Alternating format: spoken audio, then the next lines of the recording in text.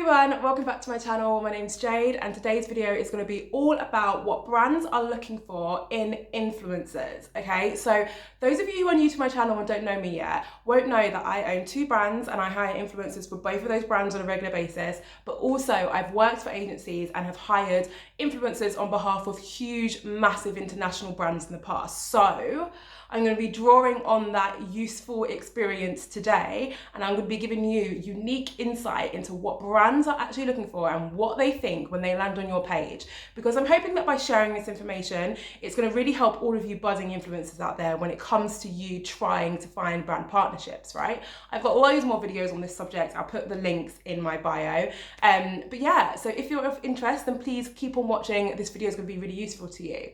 The first thing I'm going to talk about, the reason why I put this first on my list is because I work with quite a few influencers at the minute. I offer coaching and training and everything like that. And this is the most common issue that I run into when I'm looking at their profiles, right?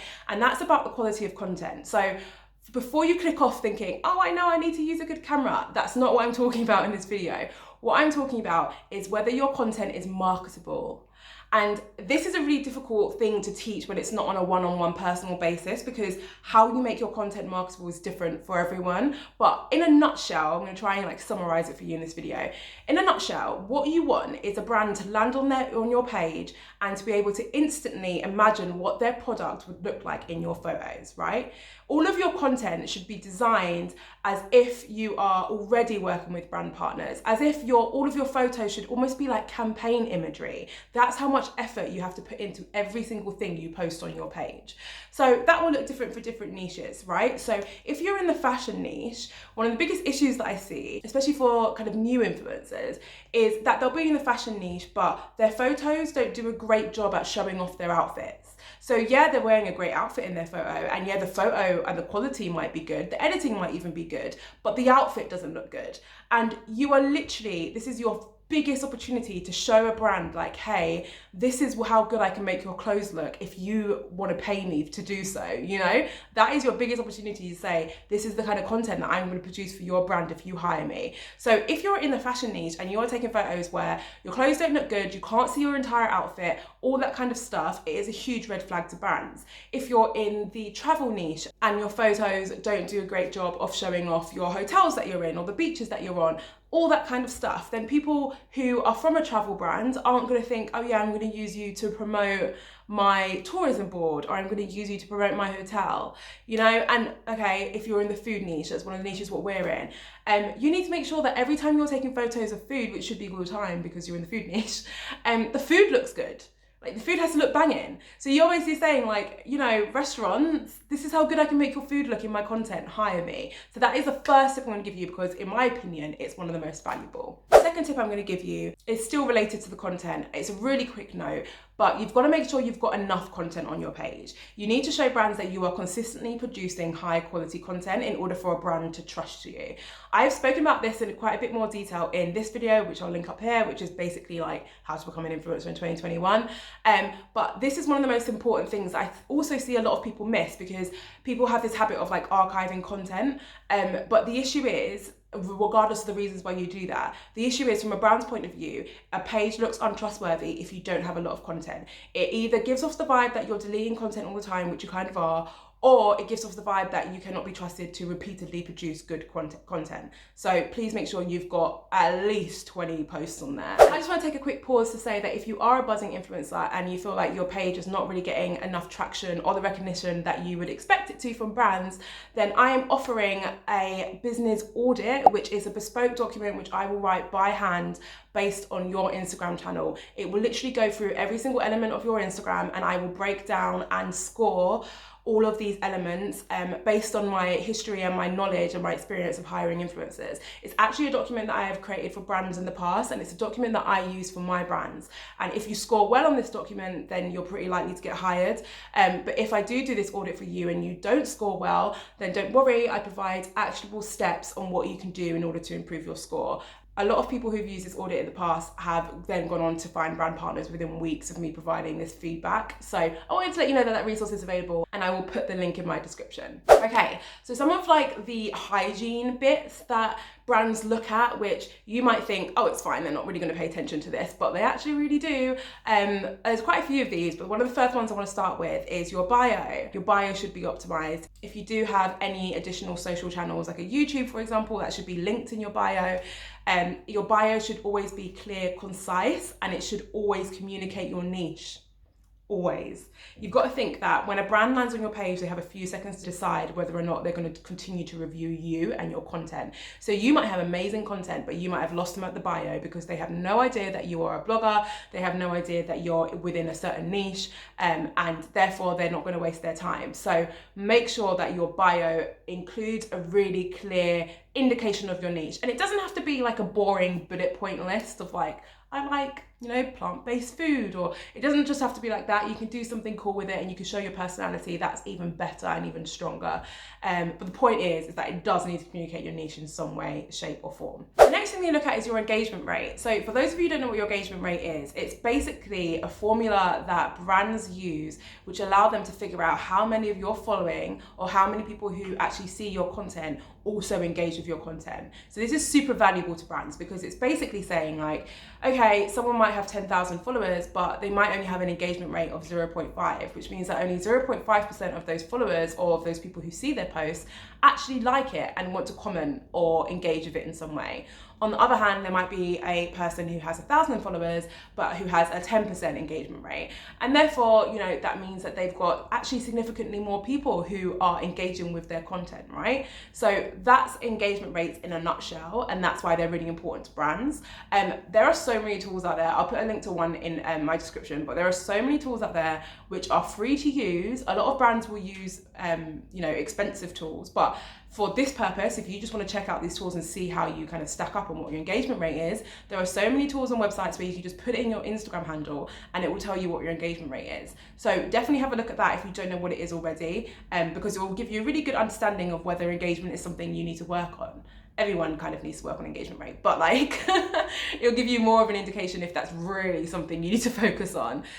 So yeah, put a link in description, but that's one of the things what people are going to be looking at is your engagement. So they'll use these tools, they'll check out what your engagement rate is, but they'll also actually manually look at your engagement. So they'll go through your posts and they'll look at your comments, because whilst you might get 20 comments per post, which is amazing, those comments might all be from bots.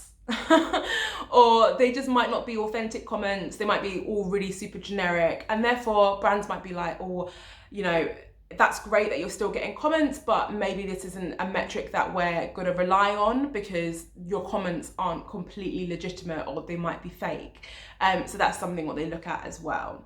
Another thing that brands look at, which I feel like a lot of people probably don't think they look at, is your followers. That's right. I feel like I'm making it sound like these brands have loads of time on their hands and they're just sitting there scrolling through your follower account. It's not that they've got loads of time on their hands, and if they didn't have to do that, then they wouldn't. It's more that brands are just super smart and they know that a lot of people have unfortunately purchased followers in the past, and they're keen to make sure that whoever they work with hasn't done this. And it's quite easy to tell when you've purchased followers. People think they're being sly, but they're really not.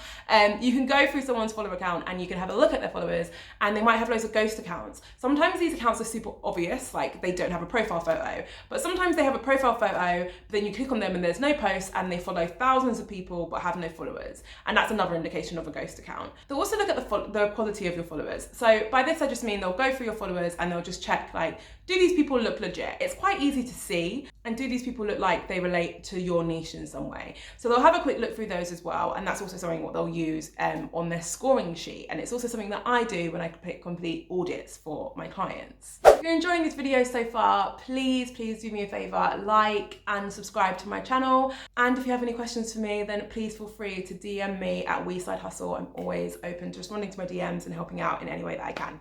Okay, another thing that brands look at, and this is sometimes one of the most trickiest things for people to work on, is your aesthetic. You've got to think of yourself as a brand. Like, that's what you are. You are a brand. You're your own personal brand. And as with any other brand, you need to have your own aesthetic and your own vibe, and that needs to be clearly communicated across all of your content and on your Instagram page. Instagram is inherently, is that the right word? Inherently. Every single time I do a video, I drop a word, which outside of like filming, I know is the right word, but when I'm on camera, I really like second guess myself. It's really annoying. Inherently. Ugh. What am I like? Anyway, Instagram is a visual platform. So this is your perfect opportunity to communicate your visual identity and your brand's aesthetic. So this can be anything down to how you edit your photos. Are you editing your photos consistently? And by editing, I don't mean like face tuning and all that nonsense. What I mean is like, changing the different color balances and, you know, making sure that all of your content is cohesive and it all follows the same vibe.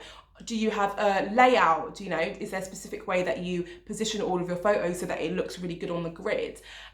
These things are all really important because brands want to work with other personal brands such as yourself who take a lot of time and put a lot of effort and care into their image and their content. By having a cohesive theme or by having a page that looks aesthetically pleasing, you are telling brands, hey, this is not just a hobby for me. I put time into my page and you can see this quite clearly because this is demonstrated by how amazing my feed looks. Also, and I talk about this in this video, which is all about how you can grow your Instagram account when you're quite new. This is one of the most important things when it comes to growing, because when people land on your page, it's one of the first things they see. If you've got a lovely cohesive grid and your content looks great, they're probably going to follow you. Okay, so this one I want to say is obvious, but I've gone on some potential influencers pages and they've definitely fallen victim to this mistake. You need to be careful about what content you're posting and making sure that it's not offensive. I was going to also use the word controversial, but nowadays some things which shouldn't be controversial are controversial, so I'm not going to use that. I'm not saying that you can't stand up for things that you believe in. On my Orange Collective account, which is the one we use for brand partners, you know, we posted loads of stuff around Black Lives Matter. We have a highlight reel about Black Lives Matter. That is never something we're going to take down, and nor am I ever going to tell people not to stand up for causes like that. So by no means am I saying that. What I am saying is be careful when you're posting things which you know for a fact are offensive. That's not going to go down well. Brands are literally going to be associating themselves with you. It's incredibly important that you're in line with their values in order for them to work with you. They're not going to promote an influencer who is offending people left, right, and center. Also, something that's slightly less obvious, but also related to this, is sometimes brands are really careful about what influencers they work with, even when it comes to like influencers who drink a lot or influencers who are like party animals and all that kind of stuff. I think be careful with this one, because if you're an influencer who, you know, is a party animal or whatever, but you're trying to work with brands who are family focused, then this is a situation where you're going to have to address the type of content that you're posting. However, if you're an influencer who is a party animal and you're not trying to work with brands who are family focused, which to be honest you probably shouldn't be, then go for it, because that's you, and be authentic. You know, just know that you will be putting off certain brands, but that's fine, because that's what's authentically you, you know? Okay, so the last one I'm going to talk about is your highlight reels. These are super, super, super important. The reason why these are so important is because they're basically like curated playlists of your story content. That's how you should think of them. So this is basically your way of saying, hey, I know you can't see all of my past story content, because obviously story content is only live for 24 hours, but have a look at some of this amazing stuff that I've created in the past. It's a really good opportunity to show your capabilities when it comes to storytelling and just being authentic on camera via your story highlights, okay? Also, your highlights should reflect your niche. This is so important. If you have a food account and your highlights are all based on fashion, there is such a disconnect there, and it's going to confuse any brands. If you have a travel account, then your highlights should be based on travel. Such an easy way of being like, okay, let me group all of my photos from Morocco. Okay, now I'm going to group all my photos from Greece. Like, it's just an easy way of showing brands, yeah, I'm well traveled and this is the content that I create when I'm at these destinations. And the same goes for every single niche, you know? So just really, really, really think about that. Okay, so those are all of my tips. If you are interested in becoming an influencer in 2021, then I recommend you watch this video. It is all about my different pitching strategies and techniques which have landed me several brand deals in the past. I break it down for you step by step, and it will help you land your first or your 10th or your 100th brand deal. Thank you so much for watching. I will see you in my next video.